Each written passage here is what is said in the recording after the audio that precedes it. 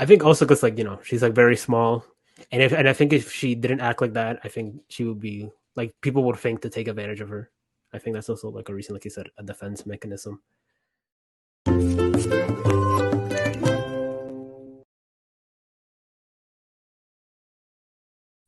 Hey, and welcome to another episode of the Another podcast.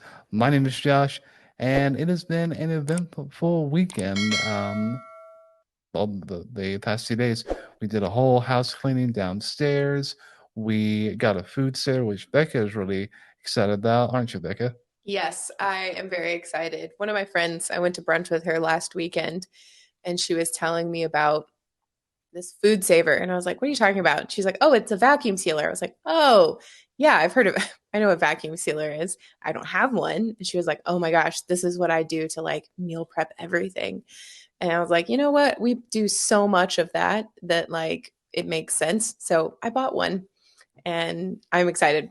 We've already tried it out and it's worked great so far. Yeah, I feel like I'm in an actual like butcher shop. They have this like earth type. It's like the meat place, tall grass. Oh, close Here to where we us. live, yeah, Yeah. yeah. So it's kind of like that. And another gadget that we're thinking about getting is a NutriBullet because we have a Vitamix, and that is great. But it's a big appliance, and when we do smoothies, we do them quite frequently, or at least want to. We just don't want them to sit on the countertop and just do what it does. Easy to clean. You're getting all that nutrients, not stuff that is like stuck at the bottom of the blender that you end up losing anyway because the blade is in the way. Well, the most frustrating thing, it's not necessarily about smoothies. It's when you're making a sauce to go with a dish Mhm. and you only need like a little tiny bit. And I mean, if you do it in the Vitamix, that's meant for like much larger quantity. So I was just thinking, well, if we did like a NutriBullet, then it would be easier. I don't know. It'd be a little smaller. We could I also do an mean, immersion blender, yeah. Josh. Oh well, Becca, we've tried an immersion blender Yes, before. okay, but no, we've tried an immersion blender that's like five other things, not just an immersion blender. So I think if we try that, it'll work better for us. Yeah. Sorry, getting all kinds of things mixed up there. Okay. But yeah, maybe so. Um, but yeah, we'll see what the gadgets work. Again, hopefully we can get an immersion blender that works, or get a NutriBullet. Either way, kitchen gadgets aside, we are really excited to have our guest with us. He is a artist of the graphic design kind, and so please welcome Josh. Hi, welcome everyone. Hi. Hey, again, thank you so much for being on the show. We're really happy to have you. When I first started seeing your artwork, I was really impressed by it. So explain to us in like a nutshell what it is that your artwork is trying to convey. Basically, I just try to like communicate my faith through my art. Usually just through illustrating my own experiences. So basically, like the way I see it is like every experience that I illustrate, this gives me like another reason, and hopefully another reason for other people to believe in God. So yeah. Absolutely, that's great. And we actually have a few pieces of your artwork here that will show. So if you wouldn't mind, we have about, I think, about four here. If you wouldn't mind just telling us a little bit about each one, just about like the story behind it and everything like that. Yeah, for sure. So for this one right here, I wanted to do like a series on the three wisdom books, Psalms, Proverbs, and Job. So I always found it really interesting in Proverbs. That's what this one's based off. How like it would describe like the character of Lady Wisdom. So Mm. this was like my take on what she was like. And I think I don't remember where in Proverbs. I think it's like near the beginning. They like describe her as like a preacher basically, where she's like in the street corner and she's like in the market just preaching to everyone to follow her and to not ignore her wisdom. And so yeah, that's what I tried to illustrate here. Interesting. So you've made her mostly blue. Was there a reason for that? Yeah, because like I always because reading up on it, I hear like Lady Wisdom is like a metaphor for like God. So I made her like blue because like she's like a spirit basically more than she is like human, right? And I think Yeah, that. it's Sorry, go yeah. ahead. Oh, well, I was just thinking, in Isaiah, I'm pretty sure he talks about like the seven spirits of God, and I think wisdom is one of them. Just basically like saying that that's part of his character, like wisdom, and I wish I could remember the other ones. Do you know what I'm talking about? Yeah, honestly, I didn't even think to make that connection actually until you just mentioned it. But yeah. See, this is why art is so incredible. It's because like you can have a conversation about it. Someone thinks of something else that like the artist didn't know, and I love that. I'm an artist myself, but I do mainly abstract art, and Oh.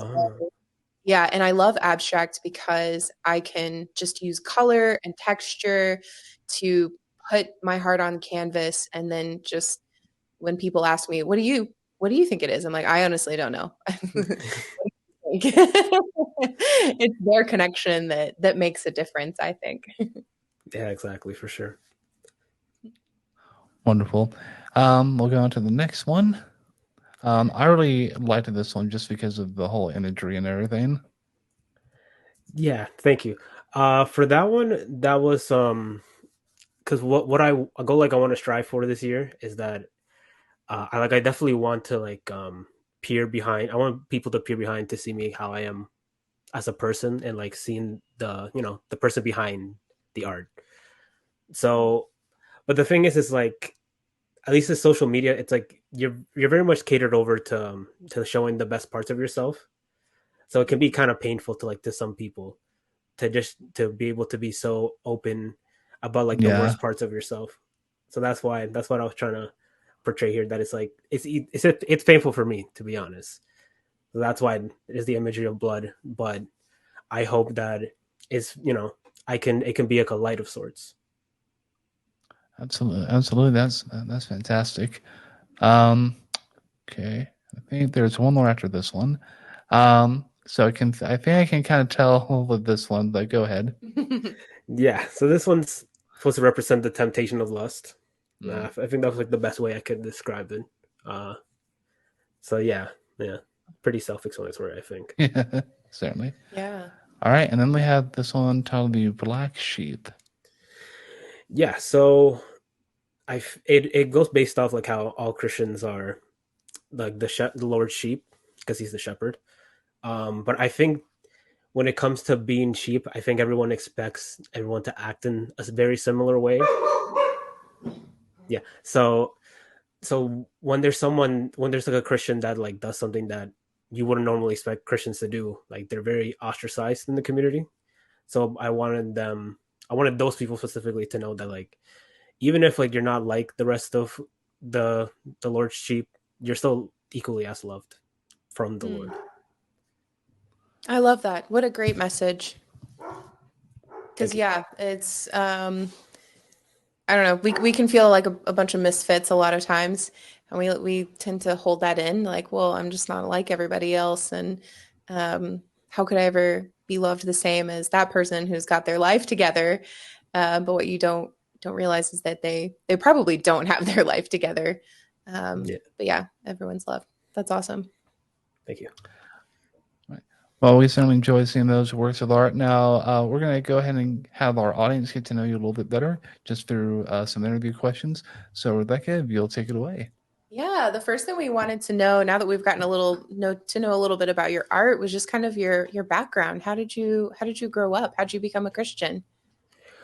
I grew up in the Catholic household for the most part, and I didn't become a Christian until like recently though, like pandemic, like 2020. So like Okay. 3 years ago. Um, yeah, I just like for me it was like looking into the historical like part of Jesus and his life, and when I realized it was true, I'm like, yeah. So I put my faith into that. In terms of being an artist, as far back as I can remember, like I always liked art. I think specifically is when I seen like my mom and her mom this painting of when I was like really small, and that really intrigued me. So yeah, but I didn't get into painting myself, but I got into drawing. Yeah. Okay. Yeah, different mediums for different people. That's really cool. So, we've already talked a little bit about your art, but we did have a question on here that was just like, how do you like to communicate, or like, what's your, I guess, favorite way to communicate your faith through your art? Is there like one specific message that just like keeps coming through? Um, Honestly, I think the one message that keeps coming through is that you're never like alone in certain sins, because I feel like there's like certain struggles that like just because it isn't popular, or that many Christians deal with in the community, like people think that they're just all alone, and that's something like that's like a burden they have to bear themselves. But so I hope for my artists that like that I can show people that they're not alone, and there's like a whole community of people and of Yeah. believers being there to support you. Absolutely. Yeah, we are meant to be in community for sure to support each other. And, I think the biggest lie that Satan tells us as Christians and as people in general is that we are alone, that no one has ever experienced what we're experiencing and no one can relate to us. That is the number one lie, I think, that just wrecks us. Yeah, I agree 100% for sure. Yeah. Yeah, when we go through something like loss of somebody or an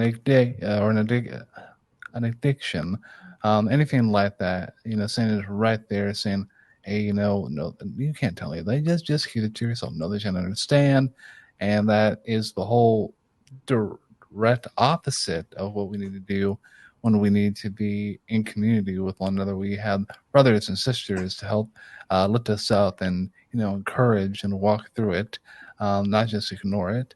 So absolutely feel that spot on with community. Yeah. We kind of, and I'll take this question. We kind of already know where you draw your inspiration from, which is from the Bible, which is scripture. Artistic though, where do you draw your influences from? Honestly, it's I usually get it from specifically like media that I consume, or to be like shows like anime or any like movies. Usually I'm into like more animated stuff or Marvel, or even like for music. So what I try to do is like I try to get parts that really stick out to me from those medias, and then I try to combine them with into my art style, and then that usually results into my work. All right, fantastic. Um, Other than what you've already currently done, are there any big projects or anything else that you are kind of like working up to or working on?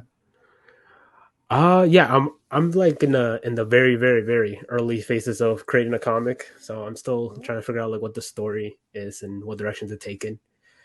That's So exciting. Yeah, yeah, awesome. so Um, go on. sorry. Do we know if it's gonna be like kind of like a webtoon, or is it gonna be a traditional type of comic, or? Um, it probably will be a webtoon. I think I hear like great things from other artists in the community about webtoon, so I think I'll try it there. That's Um, good to know. That's good to know. I'm a consumer of webtoons. Although my app's been acting up recently and I can't read it in my normal time, so I put it down for a little bit. But um yeah, it's great to read all of the stories. So I love that. So it's nice to hear from a creator's standpoint that it's a great platform too. yeah. And one other question that wasn't on here, like from start to finish, based upon like the illustration of the project, how long does it usually take you when creating these pieces? Um, Usually I say like 4 to 5 hours. So yeah, sometimes six. It depends if I need to like restart and there's just like a part I messed up on, or I just want to change. But yeah, usually around that time. Wonderful. And so you said that you drew some of your inspirations from the media that you consume, and maybe in one of them, and that's actually going to be what we'll be talking about today. And so, Josh, you chose this one, and it is Toradora. So, what? So, why choose this one to talk about today? What drew you to it? Honestly, well, it is one of my favorite animes. So, but also it's just like I think it shows like a really realistic look into like romance and not even just romance and friendships and just how in your public perception to people. I think that really stands out. Yeah, I would absolutely agree with that. Yeah, the themes of companionship, friendship, romance, it definitely takes, a different look at that. I know that we watched it a couple of years back, and then recently have rewatched it as well. Um, and it is one of the most unlikely pairings, I would say, but also most appropriate as well once you get further into the story.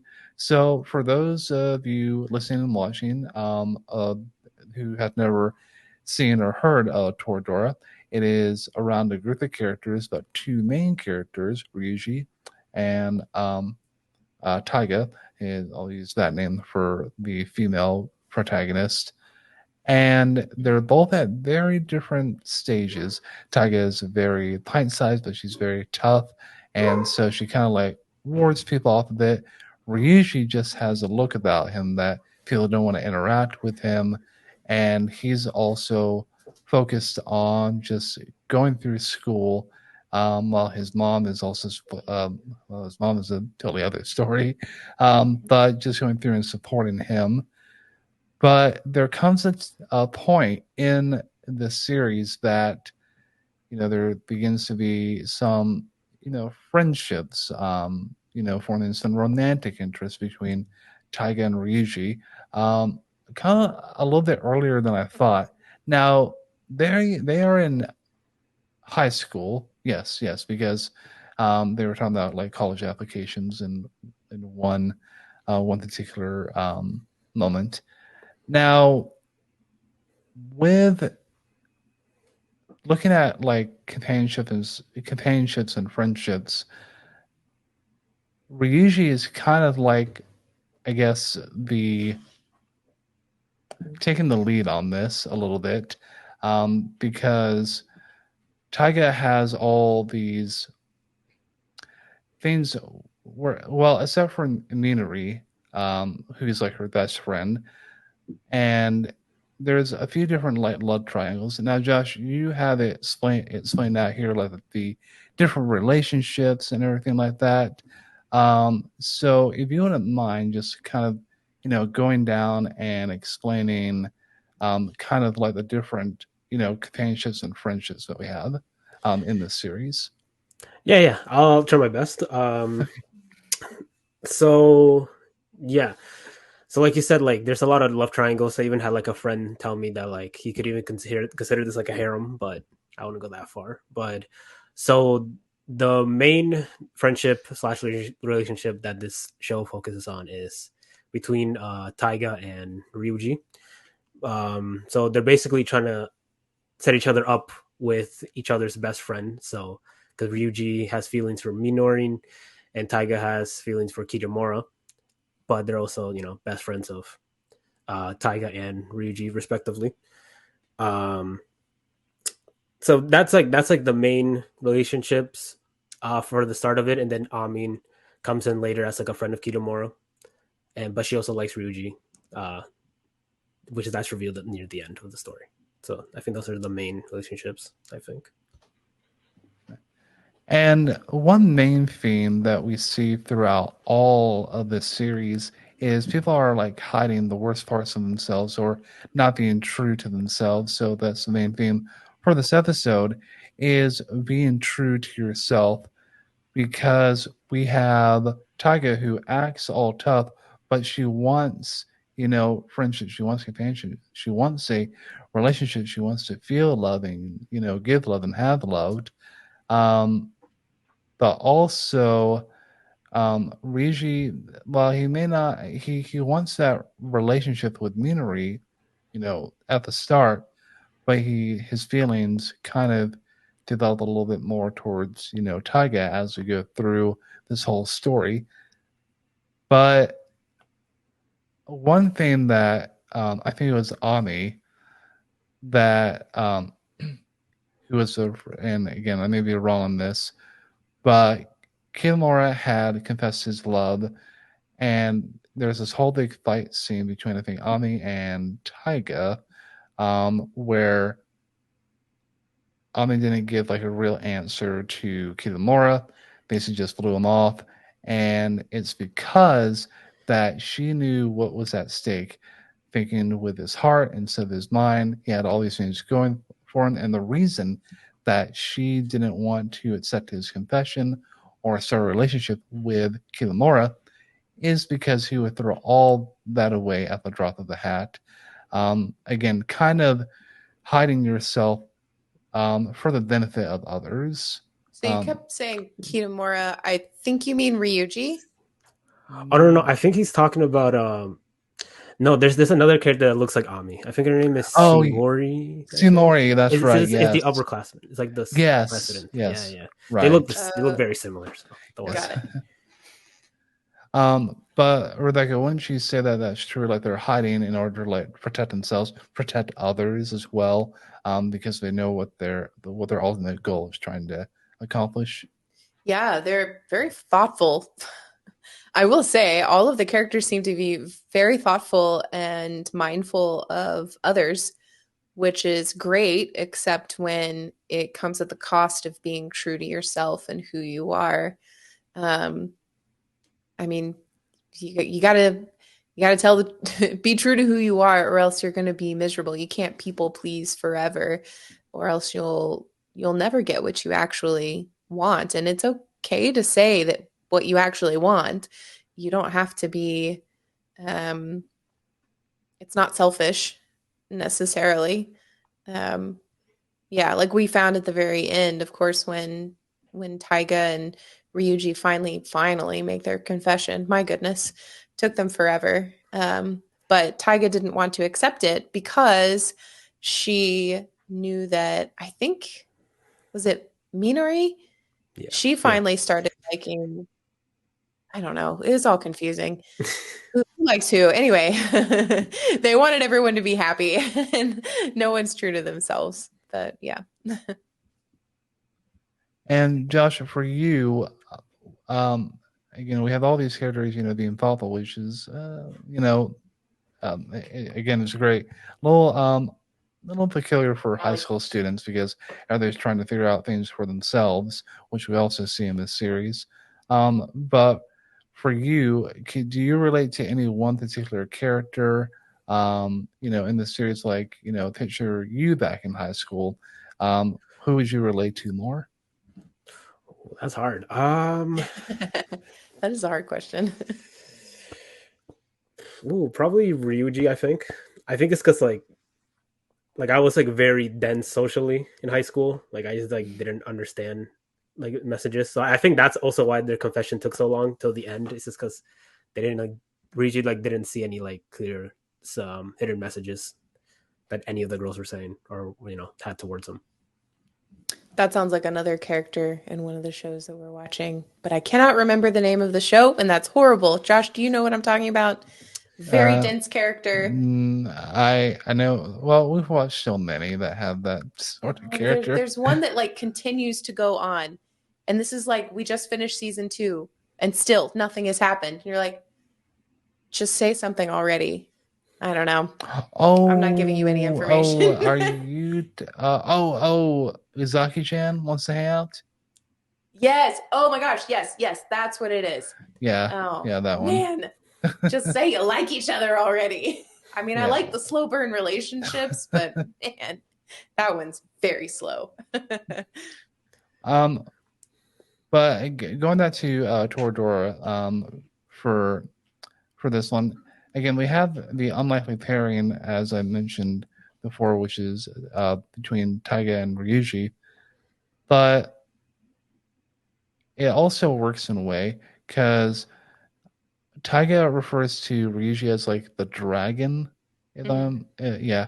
And again, Tiger is the tiger. And they're meant to be, one can't live without the other. So in Taiga's mind, that's why they are made for each other. I think it's more that the dragon's the only one who can keep up with the tiger. With the tiger, yeah. Because they're both very fierce. Right. which is why they belong together. Right. Now, Rebecca, who would you identify with in this series? Going back to that question. In high school or Becca today? In high school. Man, probably Meanery, because she's a bit spastic and crazy, and that was more so me in high school. Well, she wears herself to like exhaustion. I did not do others. that. No, that is not part of my personality. At least not then. Yeah. Now, kind of going and bringing scripture into this a little bit. About like being true to yourself. It brought up Philippians 2:3, which is do nothing from selfish ambition or conceit, but in humility count others more significant than yourselves. And I think all of the characters have done this in this series. Again, they are, hiding the parts of themselves in order for the benefit of others. Again, we saw that with Kitamura, saw with Minori. We also see it with Taiga, Ryuji. We see it with everybody. But there comes they do it to a point though where it's harmful. It's like, just say what you want. It's okay. There is the last 2 episodes where Taiga and Ryuji just figure, well, we love each other. We hate our parents.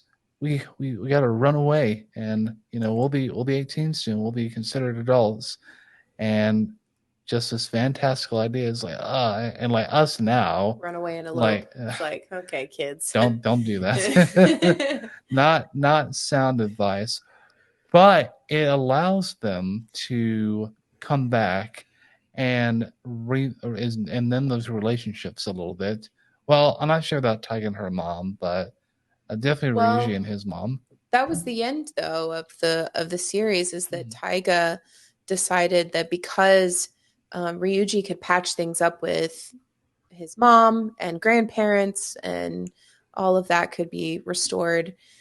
She decides, you know what? I think I'm going to give my family a shot, and she's going to go back home. So that's what she did. So we're assuming, I guess, that things kind of worked out in the end for her and her family. Yes. Yeah. Now, Josh, you have a note here called The Show on Mask. Can you kind of explain that a little bit? Yeah, for sure. So, like you guys said, mostly all the characters that conceal themselves and what they want in order, for what they think would be best for other people or for other people they care about. I think this one applies mostly to Ami, I think, because she's like the one that reveals like her true self to like the least amount of people.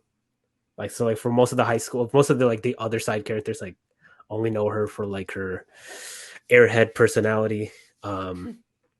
So, but I think it's just like it's kind of like it's kind of like a really bad thing, because even that's why Kitamura like asked Taiga and Ryuji to to help her make friends after showing Ryuji like and Taiga like what she's actually like. Because the issue with that is like which I think even some people even do that now, is like people like wear like a mask of sorts just to like to be in everyone's good graces. But the issue is like once you are in those good graces, like people only really like that mask that you wear, not not you, like in actuality, not like not your true self, basically. And that's like really tragic that like so many people, yeah, like I've seen it in high school, like so many people act like that like for like all 4 years, and it feels so bad because like they're never actually like love, they don't feel love for themselves, like for who they actually are.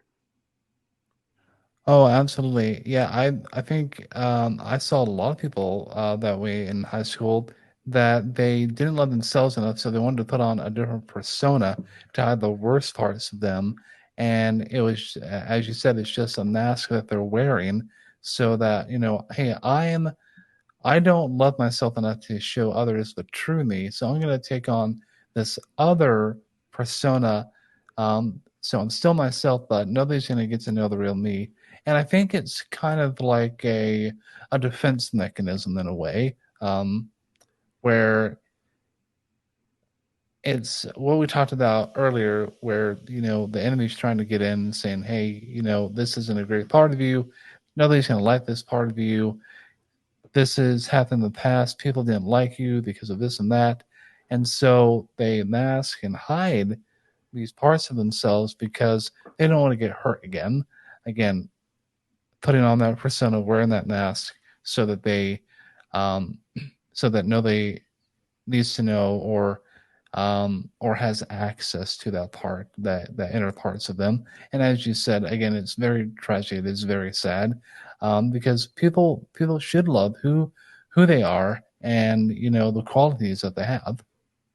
Yeah, for sure. That's at least that's what friendships and companionship is all about. Because if you form these based upon this mask that you're wearing, then you're essentially forming false relationships, kind of. Yeah, for sure. I also thought of it as like, and after so many of those like fake, like you said, false relationships, like I think people get so jaded, like they don't think like genuine relationships are like a thing that they can have. So, but I think that's what the other characters see in Taiga and Ryuji's like relationship. Is like it's just that like there is such thing as a serious friendship, and like a friendship where like you can put a trust in another person and you're not afraid to show like your flaws to them and know that they'll love you regardless. Absolutely agree with that. Now, get into the relationship, the slow burn kind of relationship between Taiga and Ryuji that kind of comes to a head. Um, Taiga again is very strong-headed, strong-willed, and that she wants certain parts of the relationship to work out her sort of way. She wants to say "I love you" to Ryuji first. She has this whole thing planned out. I think it is a good representation of high school relationships because nobody knows what they're doing. And nobody has it all figured out. Um, but um, if you could comment on kind of like the slow burn relationship between Taiga and Ryuji, but I'll say this first. Taiga is also, I think, trying to protect her reputation a little bit of being tough and strong-willed, and she doesn't want to be like the mushy, soft type of person, um, to enter into the relationship. So I think that's why she wants to wear the pants, so to say. um, but yeah, go ahead. No, I say yeah, for sure. I think also because like she's like very small, and I think if she didn't act like that, I think she would be like people would think to take advantage of her. I think that's also like a reason, like you said, a defense mechanism. Um, yeah, yeah, that's all I have. Okay, Yeah. no Have worries. we mentioned yet that her little nickname is the Palm Top Tiger? Oh no, you haven't, but that's No. super fitting. I love Super it. fitting. Yes. Yeah. Yeah, it's Yeah. very, very fitting. She's like, "Rawr." I love the end. I think it's the end song where they've got like a tiny tiger that would fit in your palm. And she's just "Rawr, rawr, rawr." It's Yeah. really funny. Now, Rebecca, while you were away, now for those of you watching, Rebecca didn't go away because she was bored with the No, conversation. sorry. She had to go check on dinner. um, but Rebecca, while you were away, we were talking about the whole thing with mask and how people wear masks, certainly in high school and other stages of life, because they're trying to hide the worst parts of themselves or put up a defense mechanism. Do you have anything that you want to kind of contribute to that? Oh man. Yeah, everybody wears a mask. Everyone, I think, all the time. Even now, we like some more so than others. Just like Ami was like clearly a mask. Taiga had a mask on, but it wasn't quite as much as Ami necessarily. Um, but yeah, everybody wears a mask. You have your, I mean, even when you like go into work, instead of the crazy silly person you may be at home, when you go into the office for work, you're like, whoop, I'm the business person and I'm not quite as silly or quite as, laid back. So everyone Gosh, kind of, if only your authors could see Becca at home. They would, yep. it's different. It's very Yeah. different. Not super different, but like I mean, enough. I like home use, so Oh, you well, know. that's good because you have to live with me. Yeah. Uh, But yeah, I agree on all points on that. Because when we go to work, we're kind of, well, for me, I work remotely for, a company where we're all remote, and so I kind of still get to be myself at home, just not on Teams calls. But I want to go also into while we're talking about the relationship between Taiga and Ryuji, which we were getting on when she returned back here. Is it is a emotional roller coaster with so many people involved, as we spoke about a little bit earlier, because we have Ryuji and the Nori, we have Kinmore and Ami, we have just everybody. too many to remember, Yes. honestly. And then there's also that emotional part where between Ryuji and his mom, where he goes after Taiga, meets her mother, and Taiga says she's not going to live with her and her husband and that new brat. So I guess it's his like child, or they had another child Yeah, in that new marriage. I think it's revealed that Taiga's mom and stepdad are pregnant with Yeah. a child. Right. And so I think it sounded like Taiga ran away from that. She was like, Correct. I don't want to be around that. I mean, when you're that age, I mean, there's a lot of stuff that goes down. We could branch off on a whole conversation, but for the purposes of this episode, we won't. Well, I think it's important to touch on it just a little bit. Okay. I mean, Taiga was probably as we heard in the confession on the bridge, in the second to last, I think, episode, she was saying that that there would be no place for her. So she felt alone in the world. Okay, yes, And yes. that's why, she was living alone at the time when she met Ryuji, and that she wanted a family so bad. She craved that. That's why I think she latched on so quickly to Ryuji and his mom and their little family. Like, she wanted that, because she started tearing up when Ryuji's mom said that, well, you're a part of the family now, Taiga. And that was just really important and special to her. Most definitely.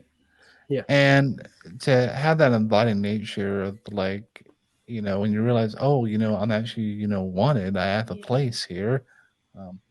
Certainly. Josh, were you going to say something about that? I don't know. I was just agreeing with her. Yeah. Oh, okay. Going to now the climax between Ryuji and his mom, where, again, it's in the bridge episode, the confession, where they're running away. But before that, Ryuji's mom is all about, I want you to get in school, I want you to get a job, I want you to get good grades, because I want you to have, a respectable life. And he just unleashes on her, like, you just want me to do that so I don't end up like you. Like, you don't have a respectable life. You're not this, and you just see her breaking little by little. And it's like, she knows it's true. That's the sad part. She knows that all of that is true. And how often do parents want to live through their kids, basically? And we were just watching the newest dubbed episode of My Hero Academia before this. Oh, and that was coming out full force of how Endeavor wanted to put his own passion for defeating All Might into his kids in such an abusive way. It kind of backfired on him. It does. Yeah, for him, not in this situation. Thankfully, it didn't get that crazy. But parents do that quite often to their children, and I hope we never do that. Well, yeah, because some parents do want to live vicariously through their children. Like, say that your dad played soccer or baseball, and he never made it to championship, but he wants to raise the next baseball or athlete in his family. And they feed this into, like, no, you need to focus on this. Have I want you this to be better than what it was for me. And it's a little bit harmful because, well, that's not what they want to do. It's a lot harmful. Yeah. So Yeah. when you grow up with that, you kind of think, oh, well, that is what I should be focusing on. That is what I want to do. But then, many years later, it's like, well, why did I do that? That's not what I wanted to do. So. Yeah, and playing a little bit of devil's advocate there on that too, or bringing up another point, I should say, is that Ryuji's mom, she was just wanting him to be a kid and to live life, because I think she had him pretty young, and so I think she was really wanting him to experience youth and not allow, don't have to work, you don't have to do all of these things. And as a kid, you're like, but I want to help. I mean, Ryuji is incredibly responsible. He cooks all the dinners. He does so much. And he just doesn't quite understand. And I think teenagers in general, it's hard to understand where adults are coming from, because as little 18-year-olds and 17-year-olds, we all think that we know everything. Of course. Well, we're adults. Treat me like an adult.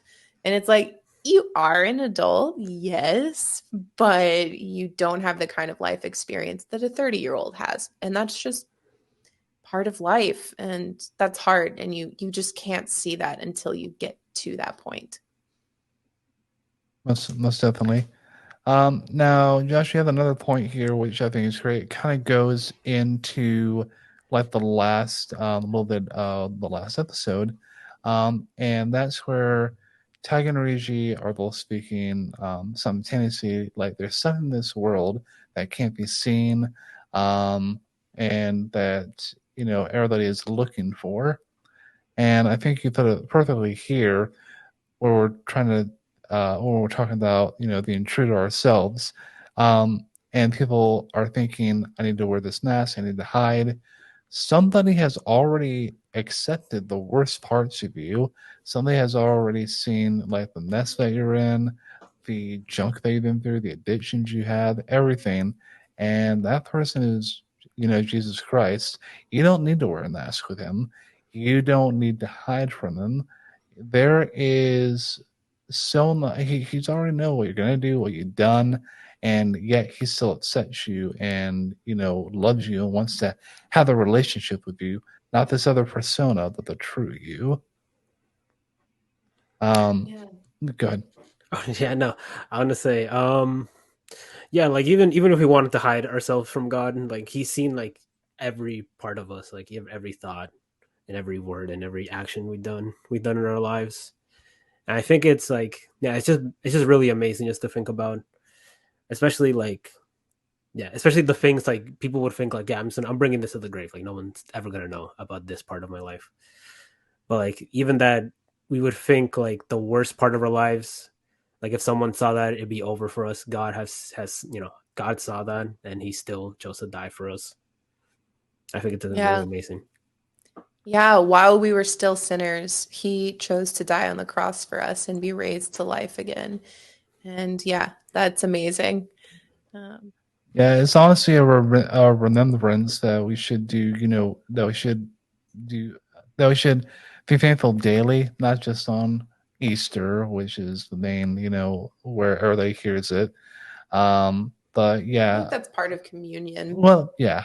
I think most churches probably do it at least like once a month. Well, I could be wrong about that. I know our church does, but they do like the first of each month. But yeah, kind of touching on another point for the Toradora, a little bit on the lighter side. That bird, Inko? yes, ugly as all get out, but provides that that comic relief. What you need, honestly, in this show. And there is some comic relief. Tai just punching Ryuji repeatedly. It seems pushing him off the bridge. Gosh, so much abuse. Yeah. Like, I know it's in good fun, but goodness gracious. Yeah. But let's all go around and Josh, I'll start with you. What is your favorite part of the series? What would be your favorite part of this series? It could be a particular episode or anything. Oh, that's hard. I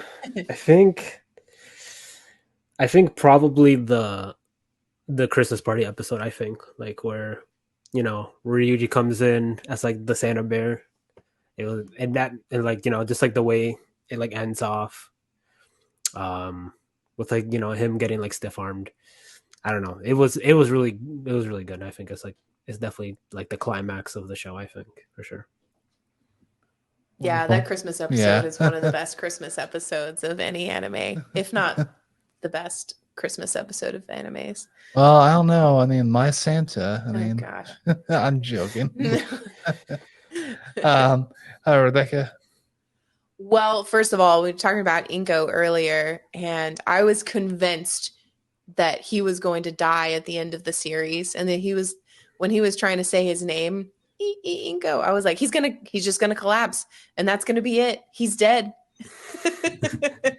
But he just said his name, and I was like, oh yay, Inko lives. Okay. But gosh, favorite part of the show. That's really hard, honestly, because I think it's just like the whole story of all the different players in the show that just made it so special. How the characters were so in need of love and of connection, and they found it in sort of unlikely places. I loved Taiga and how crazy she was, and just like lashing out all of the time. She should have been a redhead instead of blonde.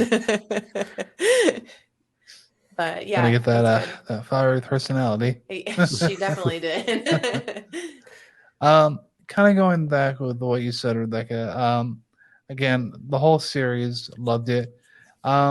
I think I also, like you, Josh, relate to Ryuji back in high school because, again, didn't get any signals. I was dense at that time. And also just his, personality overall, just kind of being a little bit antisocial first. But, you kind of come around and you find that friend group.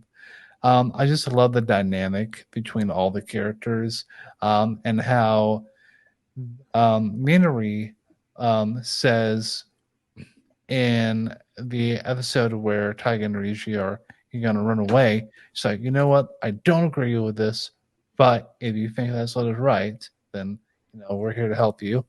Yeah, she supported her friends no matter what. Yes. She's pretty awesome. I really like Minori a lot. Yeah, for sure. There's one quote. I don't think I put it in here. It was from Minori, which is very philosophical. When you trip in the hallway, you get a nosebleed. When you trip in life, you cry. And I mean that's very, very true. Yeah.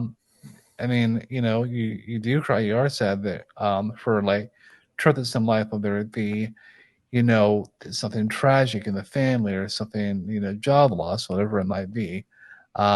So yeah, very appropriate in and it's life. okay to cry too. Oh, it is. Because Minori had said whatever, I can't remember what happened in her life, but she said that she resolved to never cry, and that was her thing. She was she was going to be happy and go forward. She was definitely wearing a mask. Talking about masks earlier, because she deep down was sad. I can't remember what it was, but she was sad about something, and she put on this brave face every day. But yeah, she finally kind of let that go. It sounded like, particularly when she was around Ami. Mm-hmm. Yeah. Also, kind of it made me think of oh yeah. Sorry, I was trying to think of but you already said my point.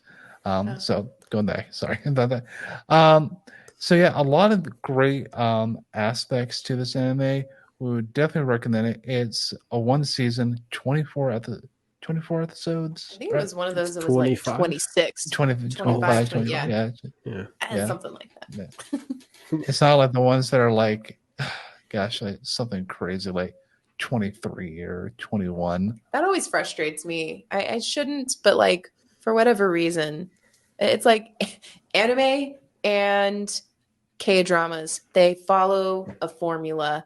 There's like a certain number in the shows, and you can come to expect that. But when it throws me off when there's like 23, and you're like, oh, there's another one. I mean, There's 24. I'm not a fan because I just don't like odd numbers personally. But that's just me. Uh, Um, but I am a bit odd, so I don't know what my problem is. Anyway, so this is all in all, it is a very wholesome anime. It's so wholesome. Next to My Love Story, you can't get much better than that, in my opinion. But Josh, since you are an anime consumer, either your top 5 of all time or recently, or a combination of both, what are your top 5? wow. Okay. That's the worst question, by the way, Josh. Hard. I Okay. know.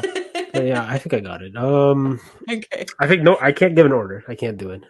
For the 5, but it's probably like Clannad. Toradora is definitely up there. Attack on Titan. I really liked Violet Evergarden.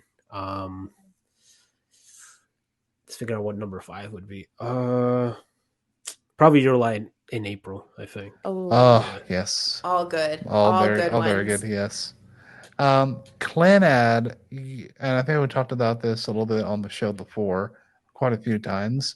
Clanad is, in our opinion, if you are just starting to watch anime, not something that you want to start with, just because the pacing is a bit slower than most. It's really slow Because it pacing. doesn't pick up till like episode like 5 or 6 to for something to actually happen. I know, like I tried to get you to watch it like the first time, you're like, nothing is happening. Well, that was really, really early on in our anime Yeah, journey. it was. And I was like, all right, I'm willing. Everyone says it's amazing. We'll try it out. But we watched the first 5 episodes and I was like, Josh, I can't do this. I can't. Nothing's happening. So then we tried it again, and We we did. watched that. We watched Canon, and we also watched Clanad After Story Yeah. as well. And it was much better. Once we like got into the world of anime and particularly slice of life animes, it was much easier to go back and go, oh, Clanad's great. I really like Clanad. Yeah. Did you find that to be true when you watched it for the first time, Josh? Yeah, I mean, honestly, like at that time, like I already watched a good amount of them, but I definitely had complaints from like other friends that they're just not into slice of life at all, so they just they couldn't ever get into it. They're like, yeah, nothing's going on. I just can't do it. Yeah. I get that. I really understand. But I mean, I've been watching a little bit more like slice of life here and there, just because I do like to have just kind of it's a leisure casual anime for me. It's not something that I'm on the edge of my seat on, though I do like those. But just something that's like relaxing when I'm not really wanting to get invested into a whole story.